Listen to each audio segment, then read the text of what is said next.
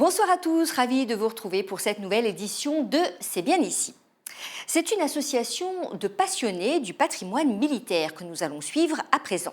Les historateurs postent régulièrement des photos et des vidéos sur les réseaux sous forme d'exploration. Et pour ce faire, la trentaine de membres s'appuie bien sûr sur des recherches historiques. Alors mettez vos chaussures de rando, direction le site militaire du Mont-Saint-Quentin avec Sébastien Roch et Emmanuel André. Ce matin-là, les historateurs nous invitent à un tournage à quelques kilomètres de Metz. Dans cette partie du Fort Wagner, habituellement interdite au public, l'équipe découvre des inscriptions datant de la Deuxième Guerre mondiale. Vous voyez, elles sont datées de décembre 1944. Donc ça, déjà, ça nous montre que ça date juste après la bataille de Metz. Et surtout, regardez, FFI, c'est un témoignage des forces françaises de l'intérieur qui sont venues se reposer ici après la bataille de Metz et qui étaient alors en train de constituer, regardez, le futur 151e régiment d'infanterie, régiment qui va rester pendant des décennies à Metz. Ben, c'est toujours émouvant.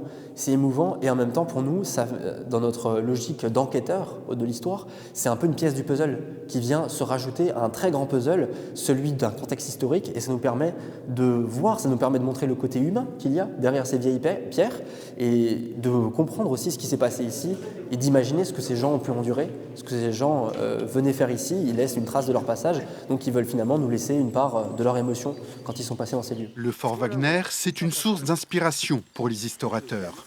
Un lieu où ils sont régulièrement accueillis par les responsables du site.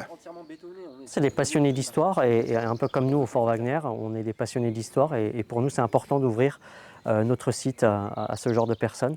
Ils ont fait un travail remarquable sur l'histoire de Metz, sur la bataille de Metz et ils nous ont permis de découvrir des nouvelles choses ici au fort grâce à leurs recherches. Donc c'est un partenariat et un échange avec eux.